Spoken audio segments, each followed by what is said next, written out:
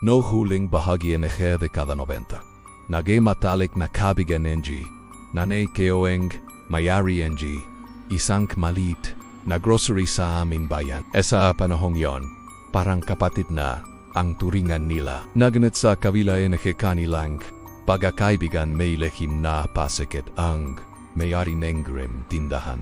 Ang asawa ni Jiang, isang pulis ay nambababae at halos gumo ang kanyang mundo dahil sa galit, itipate. Hang nanay ko hang naging sandigan niya sa bawat pagluwa hanggang sa dumating hang araw na kinailangan naming lumipat.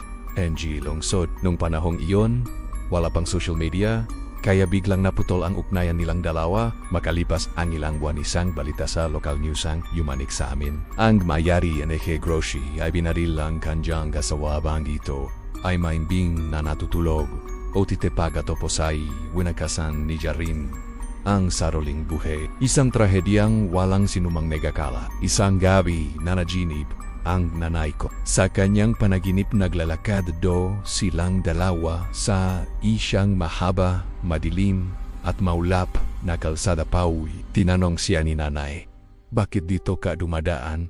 Iba ang daan papunta sa inyo." Dandang umarap ang kanyang kaibigang na may malamlam o tibakanteng makiamata o ti sumagot ang patay na ako. "Hinahanap lang kita." Nagising si nanay na naliligo sa saliling pawis. Karaniwan nun ang sahig na gawa sa kawayan o bamboo strips. Dahil sa meha, pahitan ng bawat kawalan, masikita mo ang ililin ng bahe. Balak sana ni nanay na bumaba para umihi, ngunit nang tuminjin siya sa pahitan ng MG kawalan, tumindig ang balaybon niya. Isang makahang nakatinggala mula sa silong, nakatitik sa kanya sa loob. NG dilim tila sinundan siya mula saya panaginip. Sa sobrang takot, imbes na bumaba, umiinalang siya sa tasa NG cape na malapit sa kanya. Hindi natapos dun ang kababalagan. Ilang taong hang lumipas, may pamilyang lumipat sabay NG mag-asawa. Isang apon,